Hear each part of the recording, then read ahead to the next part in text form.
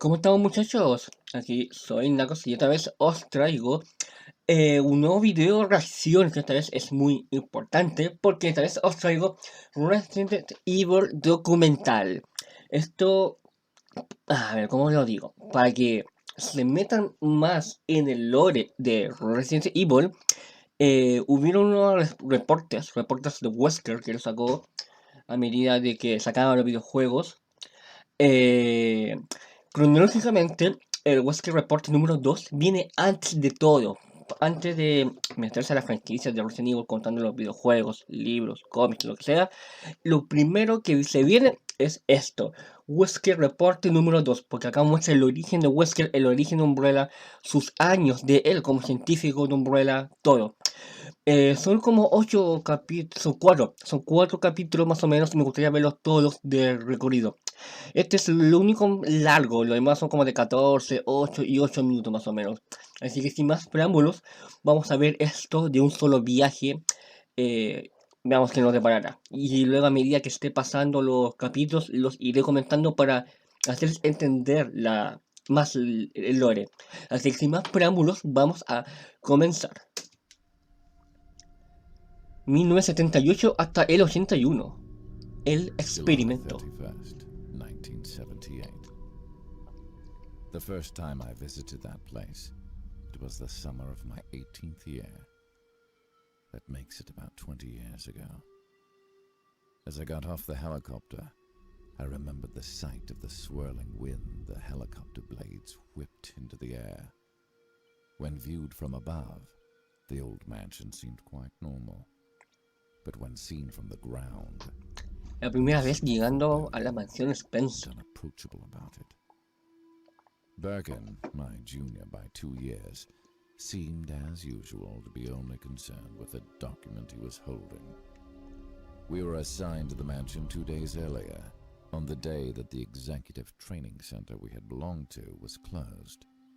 It all seemed like it was planned, too much of a coincidence. But probably the only person who knew the real truth was Spencer. Spencer was one of the main guys in charge of America's T-virus research at the Arklay Research Facility. As soon as we got off the helicopter, the head of the facility was standing in front of the elevator, ready to greet us. I can't even remember the guy's name. Who really cares about formalities and figureheads like him? From that day on, the Arklay Research Center was ours. As chief researchers, we were put completely in charge of all aspects of the facility. Of course, that is just how Spencer had planned it all out. Spencer, uno de los fundadores de Umbrella The Corporation. facility head and got on the elevator. I had already memorized the building layout the day before. Laboratorio 1, el mapa. Although he has no bad intentions, never really Este es pays el much mapa attention to del other remake. people. Most people Porque cuando probably salió, pretty disculpen, black. perdón, cuando salió el tema de el remake del primer Resident Evil de la GameCube, ahí empezaron a sacar esto, lo que son los reportes, los informes, que todos estos son canon y no son fanmade, son originales, para que sepan. From the first 5 seconds that they meet us. However, the facility head had no reaction at all. But then, I was a young buck, completely full of himself, so I didn't really pay the facility head any mind. But, in the end, I was really only Spencer's puppet. And the facility head, whose boss was Spencer, at least actually knew what Spencer was up to and what he was thinking. The whole time we were riding in the elevator, Birkin Esto es never took his importante. eye off the Virus documents he was ébola. holding. The document that Birkin was scrutinizing so closely was a report about a new virus that has shown up in Africa. It was called Ebola. At this moment, there were many people all throughout the world who were studying the Ebola virus. However, I think there were 2 major reasons why they were studying it. To help people and to kill them. you probably know, the death rate of someone affected by Ebola is 90%. In 10 days, it quickly destroys a person's organs. Even now, there are known ways to prevent it or cure it. It could, quite possibly, destroy a large part of the human race. Of course, even before this, due to the Biological Weapons Prohibition Pact, it was illegal for us to study the virus as a weapon. However, even if we weren't the ones to research it, there was no proof that someone else wouldn't be doing that same thing. And so it was considered legal for us to research it, just in case. There is a thin line in international law between what is acceptable and what is prohibited. And so, it became necessary to research how the virus study information would be used as a method of prevention, not as a weapon.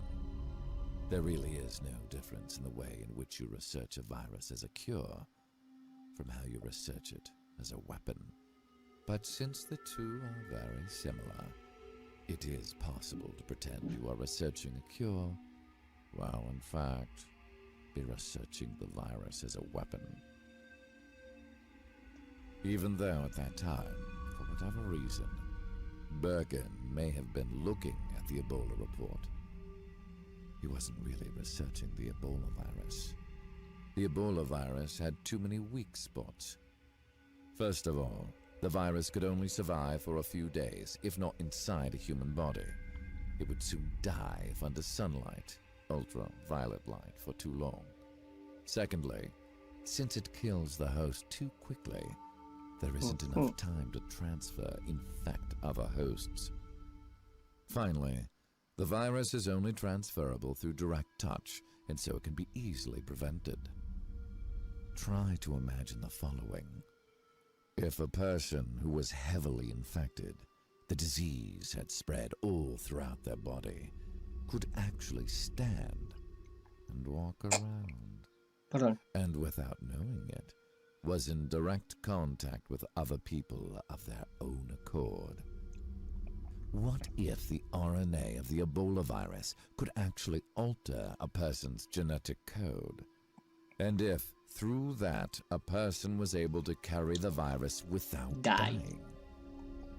What if this person had the resilience of a monster?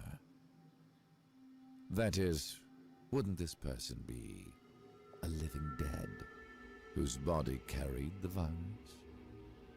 Something that could infect others, sort of like a living biological weapon. I guess we are lucky that the Ebola virus doesn't have the potential to do such things. I wonder if we will be successful in holding out to such a virus without it getting into the wrong person's hands. The Arklay lab, headed up by Spencer, was built for that purpose, it seemed. To create a disease capable of the characteristics I listed before. Officially, it was just a pharmaceutical company researching cures to viruses. But the truth is, it was really a factory for manufacturing biological weapons. The origin of the company was to create new starter viruses by recombining genes. Lo que estábamos viendo en In order Resident to Evil 5. produce biological weapons out of these new starter viruses, they began studying virus mutations in order to strengthen the basic viruses they had created. This was known as the T-virus experiment. RNA-based starter viruses can easily be mutated. Through those mutations, it is possible to strengthen their traits. The reason Birkin was so interested in the Ebola virus was that he was thinking of recombining the Ebola genes into a starter virus to strengthen its attributes. By the time we had arrived at the research center, there was already a sample of the Ebola virus waiting for us. We changed elevators several times, finally reached the upper level of the complex. When we arrived, even Birkin looked up. It was the first time we had met her. ella.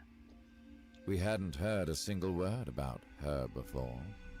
She was a secret of the utmost confidentiality at the research center, and they didn't let any information about her out of the compound. According to the records, she was at the research center from the very moment it was first built. She was 25. But we didn't know her name, nor why she was here. Yo sé quién es, She yo lo was to be sé. used as the experimental subject host for the T-virus. The day we began the experiment was November 10th, 1967. We did T-virus experiments on her for all of 11 years.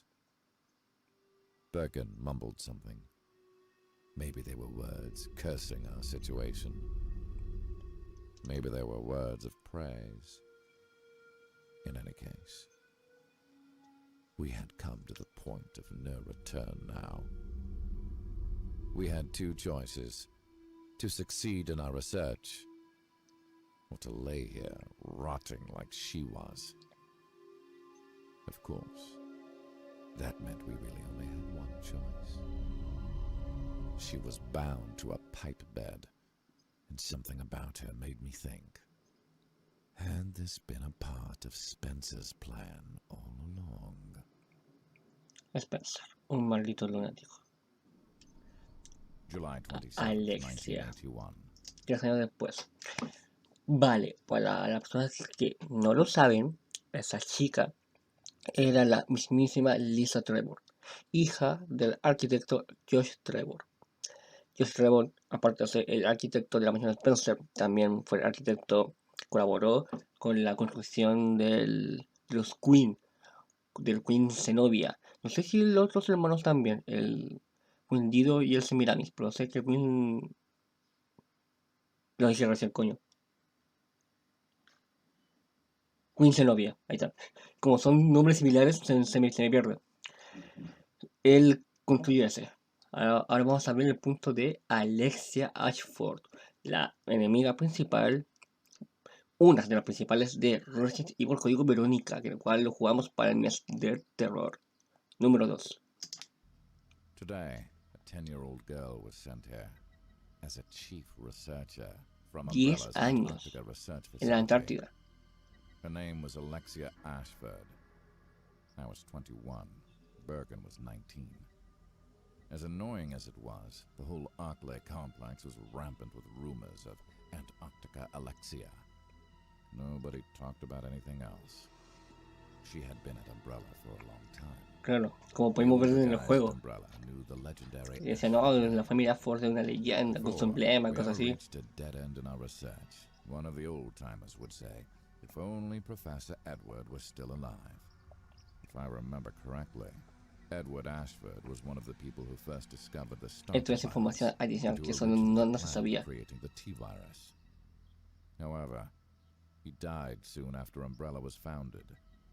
It's been 13 years since his death, so is there really anything to gain by having high expectations of the Ashford lineage?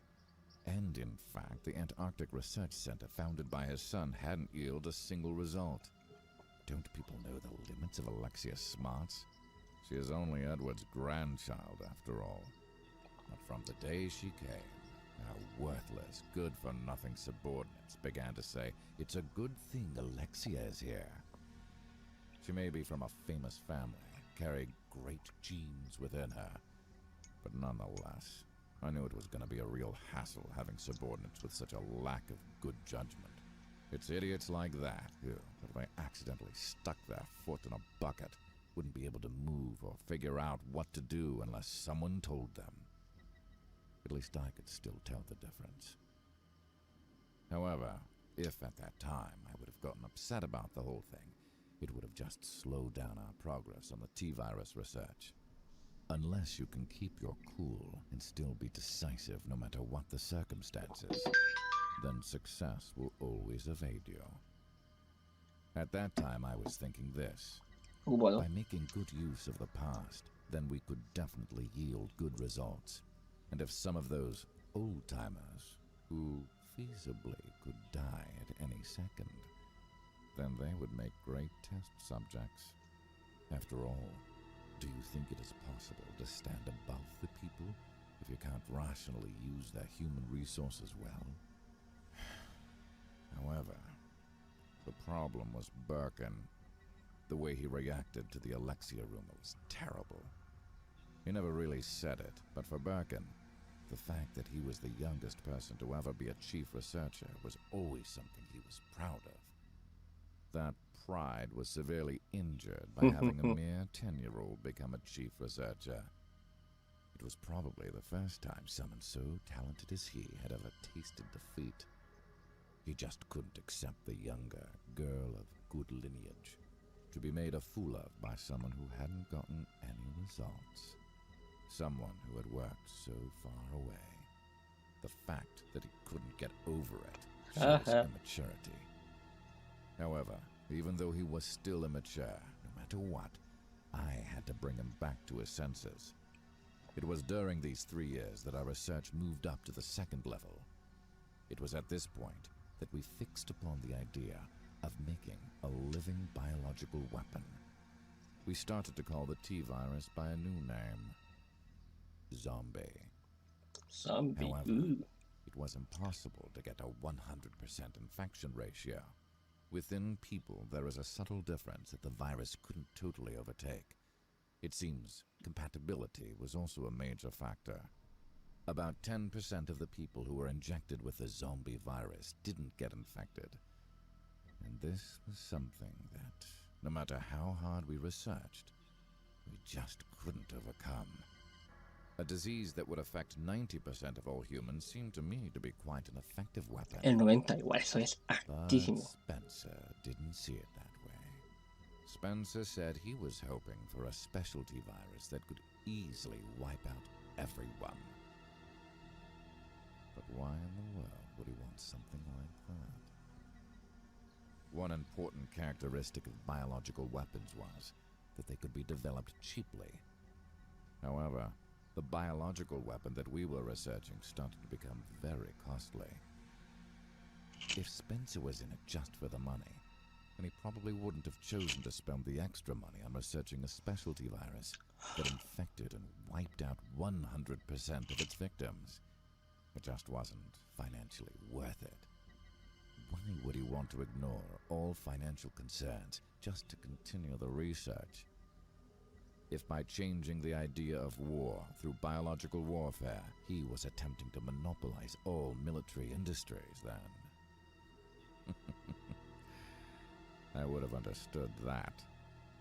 But even to this day, I have no idea what his true intentions were.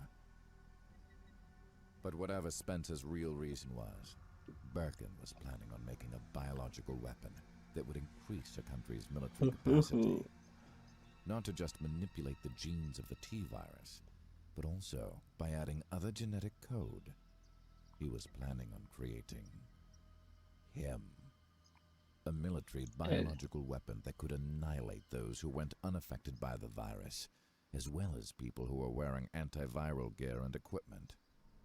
This weapon was later named Hunter. However, that experience was temporarily put on hold in order to protect the test subjects from Birkin. Birkin's pace was quickened by Alexia's existence. He began to act out of the ordinary. He would stay at the lab for 24 hours straight, attempt experiments that he hadn't really thought out. I tried to use other researchers to get as many samples from the subjects before they died, but I just couldn't keep up with his pace. The head facilitator brought in a new subject as if nothing had ever happened, but she too soon died. It was hell. And within that hell, there was but one person living. The female test subject's body that continued to live on. She was already 28 years old, having lived 14 of the years in this research facility. Someone whose consciousness had been taken away by the starter virus that had been injected into her 14 years ago. Someone who, if their heart did happen to actually be alive, would only hope for death, but she continued to survive. Why was only she able to survive this long? Her basic experiment data and that of other test subjects seemed to be the same.